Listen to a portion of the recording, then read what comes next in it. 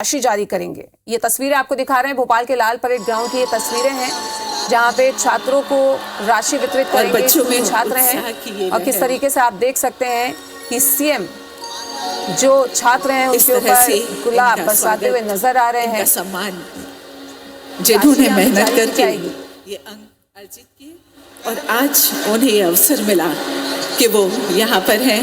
माननीय मुख्यमंत्री जी उनसे रूबरू हैं और इतना ही नहीं, फूलों की पंखुड़ियों से उनका इस तरह से स्वागत यहाँ हो रहा है।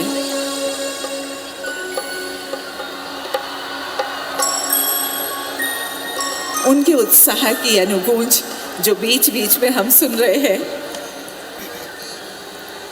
सचमुच ये पल उनके जीवन भर के लिए इस तरह संजोए जाएंगे। वो अपनी स्मृतियों में इस तरह से कैद रखेंगे इन्होंने कि ये इन्हें आगे बढ़ने और आगे बढ़ने का अवसर देंगी। ये प्रेरणा मिल रही है इनको, इन बच्चों को।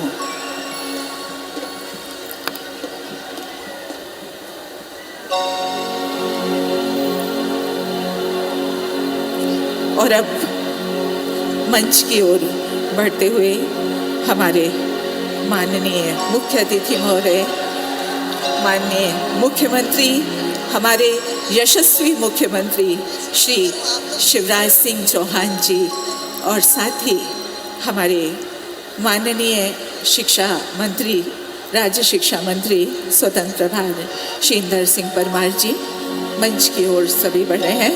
हम माननीय मुख्यमंत्री महोदय का बहुत बहुत स्वागत करते हैं, अभिनंदन करते हैं।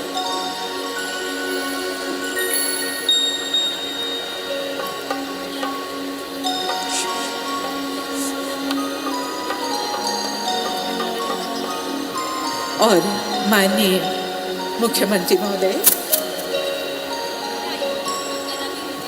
मां सरस्वती की प्रतिमा के समक्ष दीप प्रज्वलन के साथ कार्यक्रम का शुभारंभ करेंगे और साथ ही देवी स्वरूपा कन्या यहाँ विराजमान है। उनकी अर्चना अभ्यर्थना के साथ ही आज के कार्यक्रम का ये शुभारंभ होने वाला है। की सुरक्षा का हम ध्यान रखेंगे। तिलक लगाकर माननीय मुख्यमंत्री महोदय हमारी इन कन्याओं का, शक्ति स्वरूपा कन्याओं का पूजन कर रहे हैं। हम नारी की आजादी का सम्मान करेंगे। देवी की उपासना हमारे शास्त्रों में भी है और ये कन्याएं सचमुच देवी स्वरूप हैं और इनके लिए, इन बेटियों के लिए ये पंक्तियां समर्पित हैं कि भोर की पहली किरण है बेटियां, रोशनी का व्याकरण है बेटियां, जिसने अपनाया वो पावन हो गया, शुद्ध निर्मल आचरण है बेटियां। देवियों का पुनर्जन्म मानिए, माँ का सुखद अवतरण है बेटियां। और देखिए अब ज्ञान की अधिष्ठात्री दीप ज्योति परम ज्योति, दीप ज्योतिर्जनार्दना, दीपो हरतु मे पापम, दीप ज्योतिर्नमोस्तुते, शुभं करोतु कल्याणं, आरोग्यं सुख संपदां, द्वेष बुद्धि विनाशाय, दीप ज्योतिर्नमोस्तुते। और सरस्वती वंदना यहाँ प्रस्तुत की जा रही है। माँ अधिष्ठात्री ज्ञान की देवी की अभ्यर्थना में इसे प्रस्तुत करेंगे। सात स्वरों की सुंदर रचना, सात स्वरों की सुंदर रचना है माँ का वरदान। प्रहलाद भारती जी, बहन श्रीमती कृष्णा गौर जी, बहन रश्मि जी,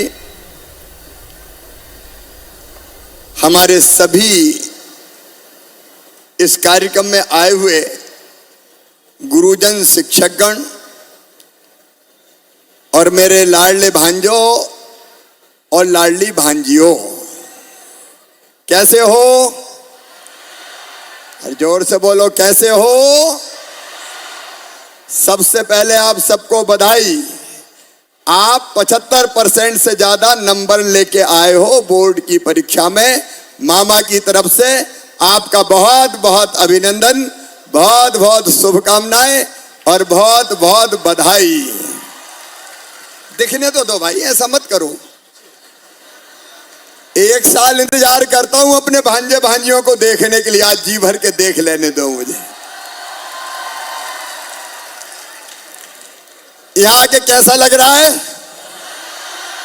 इधर वालों को भी अच्छा लग रहा है? मुझे भी बहुत अच्छा लग रहा है। सच में बेटा बेटियों, मैं तुमसे बहुत प्यार करता हूं। I love you.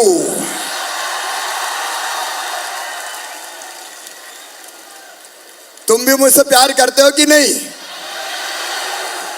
अच्छा, भाषण भाषण छोड़ो, गप लगाते हैं, ठीक है? एक बात बताओ, मैं तुम्हें मुख्यमंत्री लगता हूं कि मामा? और मामा लगता हूं तो सगा लगता हूं कि सौतेला? देखो मेरे बेटा बेटियों, ये अपना मध्य प्रदेश अपना परिवार है, परिवार है। और मध्य प्रदेश में मैं काम करता हूं तो परिवार के भाव से काम करता हूं। 9.5 करोड़ का विराट परिवार अपना मध्य प्रदेश।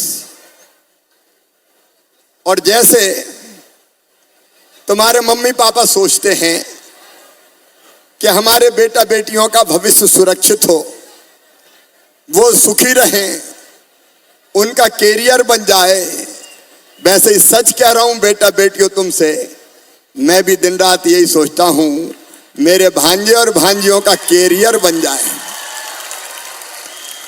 उनका भविष्य सुरक्षित हो जाए, वो तेजी से आगे बढ़ें। बैठ के बात करें, बाद में फिर हाथ मिलाने आऊंगा, चिंता मत करो। थोड़ी देर गप तो लगा लूं। इच्छा तो ये हो रही कि तुमको गले लगा लूं मैं। देखो मेरे बेटा बेटियों, ये हमारे कैरियर के लिए बहुत महत्वपूर्ण साल है। 12th पास कर लिया आपने, 12वीं पास कर लिया आपने, अब आप कॉलेज में जाओगे। कॉलेज में कौन कौन जा रहे हैं? हाथ उठाओ जरा। सब जाएंगे? अच्छा देखो, मामा भांजे भांजियों के इस कार्यक्रम में इंद्रदेव भी प्रसन्न हो गए। डट के बारिश शुरू हो गई। मैं चाहता हूं भगवान भी तुम पे आशीर्वाद की बारिश कर दे और तुम लगातार आगे बढ़ते चले जाओ। देखिए, हम हैं तो हम आज भले स्टूडेंट्स हो, लेकिन कल का मध्य प्रदेश कौन बनाएगा? कल का देश कौन बनाएगा? हम बनाएंगे। लेकिन हम बनाए इसके लिए हमारे जिंदगी बनना भी जरूरी है। और इसलिए मेरे बेटा बेटियों, मैं आज तुम्हें बताना चाहता हूं, शिक्षा बताओ जरूरी है कि नहीं? बात कर रहे हैं सब, जोर से बोलो, जरूरी है कि नहीं? जरूरी है। लेकिन आज तुम्हें याद दिलाना चाहता हूं, एक जमाना ऐसा था 2003 तक मध्य प्रदेश में जब स्कूल जाते थे तो हम पहले एक हाथ में बस्ता और एक हाथ में फट्टी दबा के ले जाते थे, क्योंकि बैठने की कोई व्यवस्था ही नहीं होती थी। स्कूलों के भवन टूटे फूटे रहते थे। और तुमने तो मामा का राज देखा है, बिजली में पढ़ रहे हो। हमको तो उस समय लालटेन में पढ़ना पड़ता था, चिमनी में पढ़ना पड़ता था। हमने कोशिश की धीरे धीरे कि हम ज्यादा स्कूल खोलें और ज्यादा स्कूल के साथ साथ हाई स्कूल भी बढ़ाएं, हायर सेकेंडरी स्कूल की संख्या बढ़ाएं। मेरे बेटा बेटियों, एक जमाना था कांग्रेस का, तब शिक्षकों को तनख्वाह मिलती थी, गुरुजियों को कितनी? 500 रुपया। कितनी मिलती थी? और 500 रुपया में पढ़ाने वाले गुरुजी बताओ क्या पढ़ाते। एक बार मैं एक स्कूल में गया और मैंने बच्चों से पूछा, मैं उस समय मुख्यमंत्री नहीं था, मैं सांसद था, तो मैंने स्कूल में पूछा बच्चों से, बताओ बच्चों गंगा जी कहां से निकली? तो एक ने हाथ उठा के कहा गंगा जी विंध्याचल में से निकली। मैंने कहा क्या गजब करते हो, गंगा जी को विंध्याचल से निकाल रहे हो। मैंने गुरुजी को बुलाया और उनसे पूछा क्या पढ़ाई करवा रहे हो भाई? बच्चे कह रहे हैं गंगा जी विंध्याचल में से निकलती है। तो गुरुजी बोले भाई साहब 500 रुपया में तो विंध्याचल में से ही निकलेगी, हिमालय में से कहां से निकाल दूं? अपने ही पेट का ठिकाना नहीं है तो दूसरे बच्चों को क्या पढ़ाऊंगा। और तब हमने तय किया, जब हमारी सरकार आई, कि शिक्षकों को गुरुजी और शिक्षा कर्मी नहीं रहने देंगे, अध्यापक बना के उनको सम्मान देंगे ताकि सब बच्चों को ठीक ढंग से पढ़ा सके और ठीक से उनको मानदेय मिल सके। बोलो सही बात है कि नहीं? तो कई तरह के परिवर्तन किए मेरी बेटियों। उस समय दूसरे गांव में 8वीं के बाद बेटियां पढ़ने नहीं जाती थी, इसलिए कि दूसरे गांव जाना हो तो पैदल मम्मी पापा जाने नहीं देते। तो मेरे दिमाग में आया बेटियों को तो पढ़ना चाहिए कि नहीं? पढ़ना चाहिए कि नहीं? और इसलिए तुम्हारे मामा ने फैसला किया मुख्यमंत्री बनने के बाद कि दूसरे गांव अगर बेटी पढ़ने जाएगी तो पैदल नहीं जाने देंगे, साइकिल दे के कहेंगे बिटिया साइकिल पे बैठकर जाओ। साइकिल देना शुरू करी हम। अब इसमें ताली तो बजाओ। लेकिन बाद में भांजे मुझसे रूठ गए और कहने लगे मामा बेईमानी हो रही है, भांजियों को साइकिल और भांजे पैदल ही घिसट रहे हैं। तो हमने तय किया भांजों को भी साइकिल देंगे जो दूसरे गांव पढ़ने जाएंगे। 8वीं तक यूनिफॉर्म, मिड डे मील की व्यवस्था, किताबों की व्यवस्था, एक नहीं एक के बाद अनेकों फैसले करते चले गए। स्कूलों की बिल्डिंगें बनाई हमने, अनेकों स्कूलों के भवन बनाए, नए शिक्षकों की भर्ती की, क्योंकि शिक्षा बुनियादी चीज है, बुनियादी चीज। अगर बच्चे ढंग से नहीं पढ़े तो उनका भी भविष्य खराब होगा और देश का भी भविष्य खराब हो जाएगा। और इसलिए पुरानी कांग्रेस की सरकार ने जो गड़बड़ें की थी हमने ठीक करने की कोशिश की। फिर धीरे धीरे मन में कई विचार आते चले गए, एक के बाद एक, और हम एक एक फैसला करते चले गए। जैसे मेरे मन में आया कि 12वीं पास करने वाले हमारे जितने बच्चे हैं उनको प्रोत्साहित करना चाहिए, उनको पीठ थपथपानी चाहिए, उनको आशीर्वाद देना चाहिए ताकि बाकी बच्चों को भी प्रेरणा मिल सके।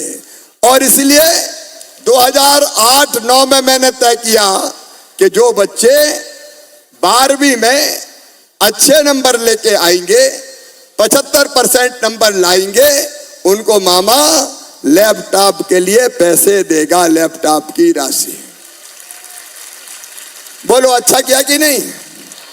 अरे बात कर रहे हैं, बताओ अच्छा किया कि नहीं? सब लैपटॉप खरीदोगे?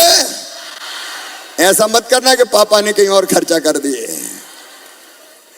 तो सुनो, एक के बाद एक कई फैसले हम करते चले गए। जो बच्चे स्कॉलरशिप के लिए पात्र थे उनको स्कॉलरशिप की व्यवस्था, लैपटॉप की व्यवस्था, और इस साल जो बच्चे अपने अपने स्कूल में 12वीं में पहले नंबर पे आए हैं तो मैं स्कूटी देने वाला हूं। बेटियों को भी देने वाला हूं और बेटों को भी देने वाला हूं। बेटा को भी स्कूटी और बेटे को भी स्कूटी। देखिए, हम जब ये करते हैं तो बच्चों में एक प्रतिस्पर्धा पैदा होती है कि मैं भी अच्छी पढ़ाई करूं, मैं भी अच्छे नंबर लाऊं। सही बात है कि नहीं? अच्छा, अच्छी पढ़ाई करके बताओ, डॉक्टर कौन कौन बनना चाहते हैं? हाथ उठाओ। उधर भी, जो मेडिकल के क्षेत्र में जाना चाहते, इधर भी देख रहा हूं मैं, डॉक्टर बनना चाहते हो, हाथ नीचे करो। अब ये बताओ, इंजीनियर कौन कौन बनना चाहते हो? देख रहे तो भाई, इंजीनियर बनने वाले भी हैं। अच्छा, नीचे करो हाथ। ला कौन कौन करना चाहते हैं? ला वाले थोड़े दिख रहे।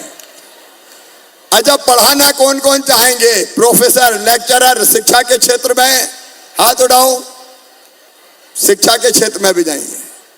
अच्छा, बिजनेस मैनेजमेंट के कोर्स कौन कौन करेंगे? बिजनेस मैनेजमेंट, बिजनेस वाले भी बहुत अलग अलग कोर्स है।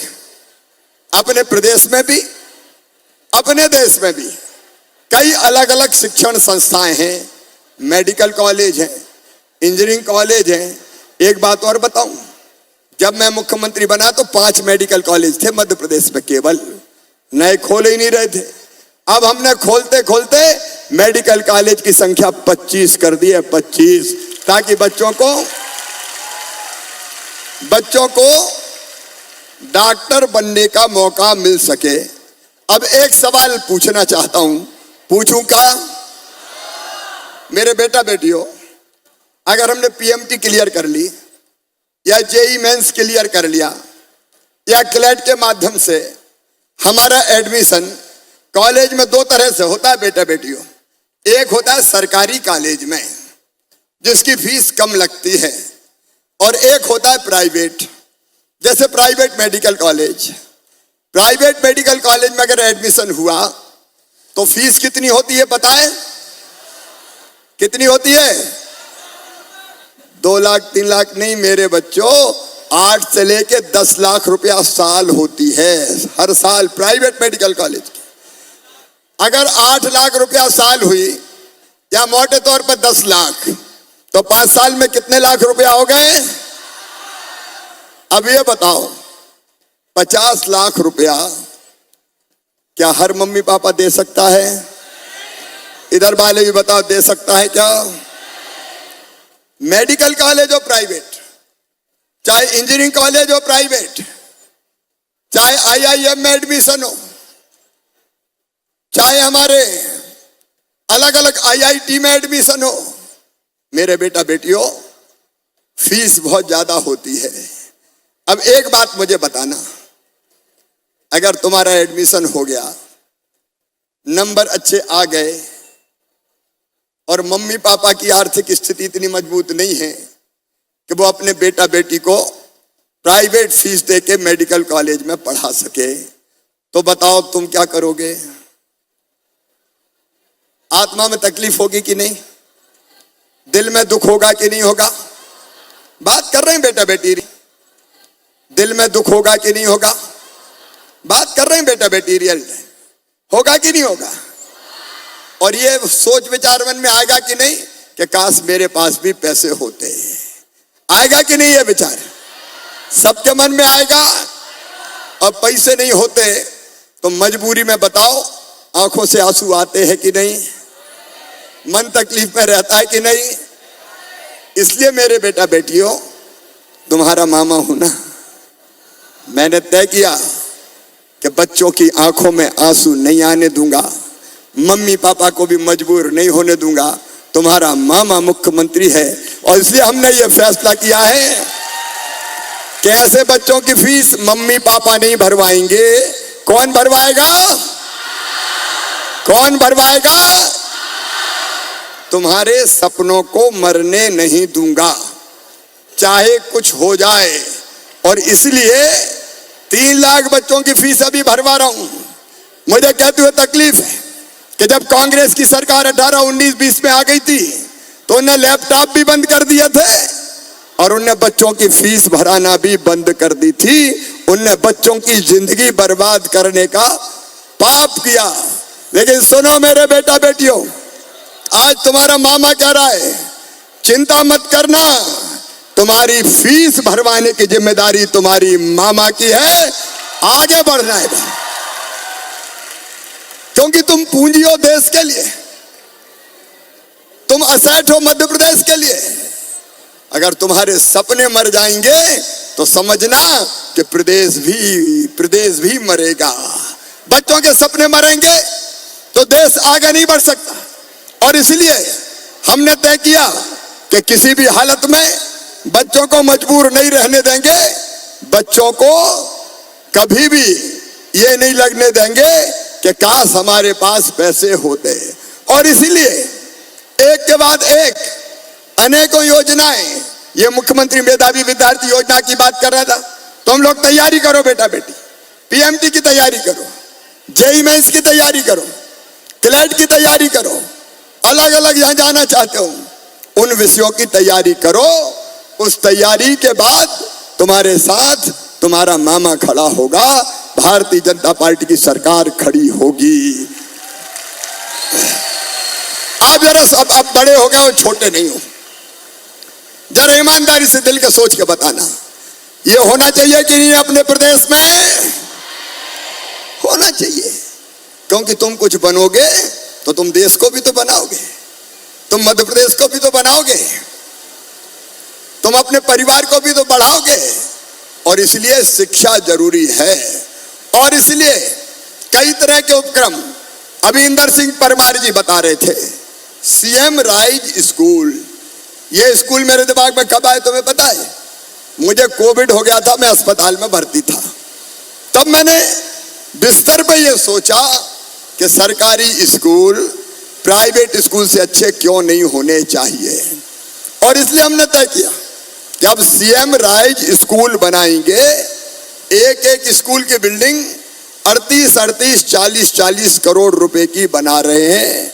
शानदार स्कूल की building, smart class, lab, library, playground.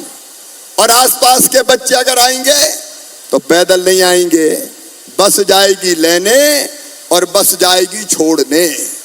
और स्मार्ट क्लास में मेरे बच्चों, स्मार्ट क्लास में अगर कोई दिल्ली मुंबई में भी खड़े रह के पढ़ाएगा तो सामने आपको पढ़ाते हुए दिखाई देगा, आप उससे सवाल भी पूछ सकेंगे। शिक्षा की गुणवत्ता बेहतर से बेहतर करना, ये मेरा टारगेट है बेटा बेटियों, ये मेरा टारगेट है। और इसलिए आज मैं एक ही संदेश देता हूं, एक, तुम कमजोर नहीं हो, तुम मजबूर नहीं हो, तुम्हारा काम मेहनत से पढ़ाई करना है। सुनो मेरे बेटा बेटियों, सब में बुद्धि होती है, अकल सब में होती है, और भगवान बराबर बराबर बांटता है, वो भेदभाव नहीं करता। फर्क इतना होता है कि कुछ उसका उपयोग करते हैं और कुछ उसका उपयोग नहीं करते। तुमने शायद पढ़ा हो कि मनुष्य अपने मस्तिष्क के 10वें हिस्से का भी उपयोग नहीं करता, 10वें हिस्से का भी उपयोग नहीं करता। अगर ढंग से हम पढ़ें तो उतनी चीजें ही हम सीखते रहेंगे, और हमारा दिमाग कंप्यूटर से भी ज्यादा तेज है, वो ग्रहण करता रहेगा। और इसलिए मेरा एक निवेदन है, अब बच्चों से निवेदन तो क्या करूं, मेरा आग्रह है कि जो भी करो मन लगा के करना, मन लगा के करना। जब हम कंसंट्रेट कर लेते हैं किसी चीज पे तो वो चीज हमारे दिमाग में बैठ जाती है, हमारे मस्तिष्क रूपी कंप्यूटर में फीड हो जाती है। और यहां मैं भाषण दे रहा हूं, तुम्हारा दिमाग न्यू मार्केट के टॉप एंड टाउन में लगा हुआ है, तो मेरी बात समझ में आएगी क्या? नहीं आएगी, फिर तो दिमाग में दूसरी चीज घूमती रहेगी। और इसलिए जो करना, एकाग्र चित्त होके करना, जब पढ़ना तो पढ़ना। और देखो, स्वामी विवेकानंद एक बात कहते थे नौजवानों को, वो कहते थे तुम केवल 3.5 हाथ के हाड़ मांस के पुतले नहीं हो, तुम ईश्वर के अंश हो, अमृत के पुत्र हो, अमर आनंद के भागी हो, अनंत शक्तियों के भंडार हो। मैं फिर कह रहा हूं, अनंत शक्तियों के भंडार हो। दुनिया में कोई काम ऐसा नहीं है कि जो तुम ना कर सको। तुम चाहो तो ब्रह्मांड पे भी कमांड कर सकते हो। देखो जो कुछ किया दुनिया में इंसानों ने तो किया है। हवाई जहाज का पढ़ा होगा तुमने, राइट बंधुओं का, पक्षियों को उड़ते देखा, दिमाग में कल्पना आ गई कि हम भी उड़े और हम नहीं उड़ सकते। पहले तुम्हें पता है आदमी पंखे बांध के उड़ता था जब हवाई जहाज का अनुसंधान और आविष्कार हो रहा था, और कई के हाथ पांव टूटे उसमें। फिर उनको लगा कि नहीं यार ऐसे पंख बांध के अपन नहीं उड़ सकते, तो दिमाग सोचता गया और फिर आधुनिक हवाई जहाज की कल्पना को राइट बंधुओं ने साकार करके दिखा दिया। कौन ने सोचा? आदमी नहीं सोचा ना। आदमी नहीं सोचता तो हवाई जहाज बनता क्या? आदमी नहीं सोचता तो परमाणु बम बनता क्या? अगर पहिया आदमी नहीं सोचता नहीं बनता तो बताओ आज दुनिया आगे बढ़ती क्या? आज गाड़ियां चलती क्या? आदमी सोचता और हो जाता है। मेरा कहना तुम सोचो, सोचो कि तुम बेहतर से बेहतर क्या कर सकते हो। अब देखो मेरे दिमाग में बचपन में आया कि शिवराज साधारण जीवन नहीं जीना, कुछ ना कुछ करके मरना है। और मैं उसके कारण लगा रहा। तुम्हें पता मैं 17 साल की उम्र में जेल चला गया था, इमरजेंसी में आपातकाल लगा था, उसमें जेल चला गया था मैं। निकलने के बाद मैं फिर काम करता रहा तो मध्य प्रदेश का मुख्यमंत्री बन गया, क्योंकि दिमाग में आया कि करना चाहिए बड़ा काम। कोई भी कर सकता है, तुम भी कर सकते हो, तुम भी कर सकते हो, तुम भी कर सकते हो, तुम भी कर सकते हो। बोलो कर सकते हो कि नहीं? तो पहली चीज अपने आप को आत्मविश्वास से भर लो। हम करेंगे। कोई किसी भी क्षेत्र में करो मेरे बेटा बेटी, खेल के क्षेत्र में करो, संगीत के क्षेत्र में करो, कला के क्षेत्र में करो, साहित्य के क्षेत्र में करो, इंजीनियरिंग के क्षेत्र में करो। स्टार्टअप अपने बच्चे शुरू कर रहे हैं। छोटे छोटी बेटियां स्टार्टअप कंपनियां बना रही है, और स्टार्टअप कंपनियों का इंदौर में टर्नओवर 8,000 करोड़ रुपया हो गया एक स्टार्टअप कंपनी का। बेटियां कर रही है, 20 साल की, 22 साल की, 24 साल की बेटे कर रहे हैं। और इसलिए मामा का तुमको ये संदेश है कि करना जरूर कुछ ना कुछ। अपनी जिंदगी को बेकार नहीं गवाना है, आगे बढ़ के काम करना है। बोलो सब करोगे? इधर भी सब करेंगे। जो जैसा सोचता है और करता है वैसा बन जाता है। और मैं चाहता हूं मेरे बेटा बेटियों तुम बहुत बड़े बनो, अलग अलग क्षेत्र में बनो, बहुत बड़े, जिससे तुम्हारा नाम तुम्हारे गांव में, तुम्हारे शहर में, तुम्हारे देश में और तुम्हारे प्रदेश में जाना जाए, दुनिया में जाना जाए। और ये सब करने के लिए जहां सहयोग की जरूरत होगी मामा तुम्हारे साथ खड़ा है। मेरे बेटा बेटियों मेहनत से आगे बढ़ने का रास्ता तय करो। एक योजना और बनाइए, बहुत लंबी बात नहीं करूंगा।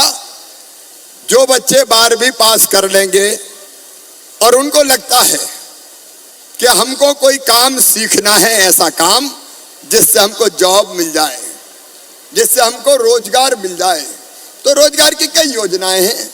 एक सरकारी नौकरियों में भर्ती, उसमें भी भर्तियां जारी है। दूसरे अपनी इंडस्ट्री लगाना, अपना व्यापार, अपना काम धंधा शुरू करना, उसके लिए भी मुख्यमंत्री उद्यम क्रांति जैसी योजना है। लेकिन एक योजना बनाई मुख्यमंत्री सीखो और कमाओ योजना, और उस योजना में तय किया कि 12वीं पास, 12th पास या जिसने ITI की है वो अगर चाहेगा कि वो कोई काम सीखे किसी कंपनी में जाके, तो कंपनी उसको अपना काम सिखाएगी, उसका पोर्टल बनाए, आवेदन मंगाए जा रहे हैं, फिर कंपनी चयन करेगी और ऐसे बच्चों को काम सीखने के दौरान 8,000 रुपया महीना दिए जाएंगे। 8,000 रुपया महीना, ताकि वो काम सीख भी ले और बाद में उसी काम में या तो वो अपना रोजगार शुरू करे या फिर वो दूसरी कंपनी में जॉब करे। तो ये सारी योजनाएं मैंने तुम्हारे लिए बनाई है, एक नहीं और अनेक योजनाएं हैं। और आज तुम्हारा मामा तुमसे यही कहना आया है कि कभी हताश मत होना, कभी निराश मत होना, कभी उदास मत होना, कभी ये मत समझना कि मैं क्या करूं, और भी जरूरत होगी तो मामा तुम्हारे लिए नई योजना भी बना देगा। मैं नई योजना भी बना दूंगा। एक के बाद एक ऐसी कई चीजें सोचते रहते हैं। और मेरा आप सबसे आग्रह है, अब तुम बड़े हो गए हो, सब 12वीं पास करने के बाद अब हम जिम्मेदार हो गए, बड़े हो गए। इसलिए अगर तुमको लगता हो कि कोई बहुत जरूरी चीज मामा को और करना चाहिए तो मैं वो भी जरूर सोचूंगा मेरे बेटा बेटियों, और उस दिशा में भी मैं तुम्हें सहयोग करने की कोशिश करूंगा। अपन मिलके काम करेंगे परिवार की तरह। देखो मेरी जिंदगी का एक ही मकसद है, मैं अपने प्रदेश को आगे ले जाऊं, मैं जनता की आंखों में आंसू ना रहने दूं। अब लाडली बहना जैसी योजना गरीब बहनों के लिए वरदान है कि उनको अभी 1000 रुपया महीना मिलते हैं, बाद में बढ़ा के 3000 रुपया तक ले जाऊंगा। उनके लिए वरदान है। छोटी मोटी जरूरतें, बेटा बेटी की जरूरतें भी वो पूरी कर पाते हैं। तो जहां मैं दर्द देखता हूं, जहां मैं तकलीफ देखता हूं, जहां मैं दुख देखता हूं, वहां एक नई योजना बनाने की कोशिश करता हूं। यही तो परिवार होता है, यही तो परिवार होता है कि हमने कहीं आंसू देखे और उन आंसुओं को कैसे पी जाएं इसकी योजना बना दी। तो इसके लिए मैं और आप और आपके मम्मी पापा हम सब मिलके काम करें। बोलो तैयार हो ना? इधर वाले भी बताओ सब तैयार हो ना? एक परिवार की तरह हम रहेंगे। आपके सुझाव, मैं एक पोर्टल बनाऊंगा, उस पर मैं आमंत्रित करूंगा। आप सुझाव भी देते रहिए और मेरी कोशिश रहेगी कि कभी ना कभी मैं फिर तुमसे मिलने का मौका निकाल लूं किसी ना किसी बहाने। क्योंकि मेरे लिए सबसे आनंद का पल वो होता है जब मैं अपने भांजे और भांजियों के साथ रहता हूं। उनके साथ जब मैं रहता हूं तो उससे बड़ा आनंद का पल नहीं रहता। एक बात और, तुम पढ़ाई तो करो ही, लेकिन अपने स्वास्थ्य का ध्यान रखो। शरीर भी हमारा स्वस्थ रहना चाहिए। बताओ योगा कोई करता है क्या? योगा कोई करता हो तो हाथ उठाओ। अभी बहुत कम करते हैं। आगे कोशिश करो। योग, व्यायाम, प्राणायाम ये अपने शरीर को स्वस्थ बनाते हैं और मस्तिष्क को भी प्रखर बनाते हैं। और पढ़ने के साथ खेलते हो कि नहीं खेलते? कौन कौन खेलते हैं हाथ उठाओ। खेल भी बहुत जरूरी है, तो पढ़ना भी है, खेलना भी है, शरीर को स्वस्थ बनाना भी है और आगे बढ़ना भी है। अभी हमारे टॉपर बच्चे आए थे और उन टॉपर बच्चों ने कहा कि स्कूटी मामा जी आपने केवल बोर्ड की परीक्षा वालों को दी है, हमें नहीं दी। तो जितने टॉपर बच्चे हैं उन सबको भी स्कूटी दी जाएगी ताकि वो भी प्रोत्साहित हो सके। और अगले साल से ये लैपटॉप देने वाली योजना बोर्ड की परीक्षा में भी लागू होगी और सीबीएसई के भी परीक्षा में इसको लागू कर देंगे ताकि सभी बच्चों को इसका लाभ मिल सके। मेरे बच्चों, एक बार फिर तुम सबको खूब आशीर्वाद, खूब प्यार। मामा और भांजे भांजियां मिलकर काम करेंगे, आगे बढ़ेंगे और अपने परिवार का नाम रोशन करेंगे, अपना नाम रोशन करेंगे और देश का नाम रोशन करेंगे। बारिश हो रही है, जल्दी जाना नहीं है जब तक पानी बंद ना हो जाए। इतने बरस से पानी में मत निकलना, लेकिन जाने के पहले आओ मेरे बेटा बेटियों, मेरे साथ एक संकल्प लो कि मामा तुमने जो बातें हमसे कही है हम उसका पालन करके अपनी जिंदगी बेहतर बनाएंगे। बोलो तैयार हो?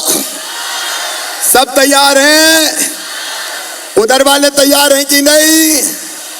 और इधर वाले भी? तो मेरे साथ दोनों हाथ ऊपर उठाओ, दोनों मुट्ठी बांधो और बोलो भारत माता की, भारत माता की, भारत माता की वंदे वंदे वंदे। हमेशा खुश रहो, आगे बढ़ते रहो, यही प्रार्थना है। बहुत बहुत धन्यवाद। तो सीएम शिवराज सिंह चौहान को आप इस वक्त भोपाल से लाइव सुन रहे थे। आज छात्रों को बड़ी सौगात मिली है। होनहार छात्र, प्रतिभाशाली छात्रों को आज लैपटॉप उपहार के तौर पर देने के लिए सीएम शिवराज सिंह चौहान ने उनके अकाउंट पर 25-25 हजार रुपए ट्रांसफर किए हैं। आपको बता दें 45 जिलों के जो छात्र हैं वो आज यहाँ पर वर्चुअली जुड़े हैं। इसके साथ ही भोपाल संभाग के तमाम टॉपर्स यहाँ पर आज शामिल हैं और हर जिले के टॉपर्स भी यहाँ पर आज जुटे हुए हैं। उसके साथ ही सीएम शिवराज सिंह चौहान ने आज यहाँ पर बच्चों की क्लास ली, काफी चीजें उन्हें सिखाई, उन्हें बताई और उसके साथ ही पढ़ाई के साथ साथ किस तरह से अपने हेल्थ का ध्यान रखना है सीएम शिवराज सिंह चौहान ने उसके भी टिप्स आज यहाँ पर बच्चों को दिए हैं। देखिए अभी वो बच्चों से मुखातिब हो रहे हैं, उनसे यहाँ पर मुलाकात कर रहे हैं। फोटो सेशन भी यहाँ पर चल रहा है। सीएम शिवराज सिंह चौहान को आपने सुना। आज छात्रों को लैपटॉप का आज उपहार मिला है। अकाउंट में 25-25 हजार रुपए ट्रांसफर हुए हैं टॉपर्स के अकाउंट में। राज्य शिक्षा केंद्र श्री एस धनराजू जी।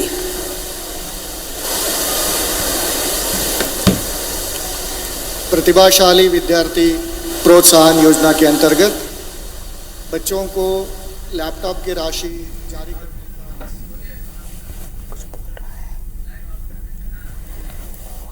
तो तस्वीरें भोपाल की हम आपको दिखा रहे हैं। अब से थोड़ी देर पहले की तस्वीरें। सीएम शिवराज सिंह चौहान आज भोपाल में छात्रों को उपहार देते हुए आप उन्हें देखे, आप उनको सुन रहे थे। सीएम शिवराज सिंह चौहान ने छोटे छोटे बच्चों को यहां पर संबोधित किया। 12 के टॉपर्स हैं, मध्य प्रदेश का भविष्य, उसके साथ ही देश का भी ये भविष्य है। किस तरह से उन्हें आगे बढ़ना है, करियर पर ध्यान देना है, समाज के लिए क्या करना है, आज ये भी क्लास सीएम शिवराज सिंह चौहान ने छात्रों को दी है।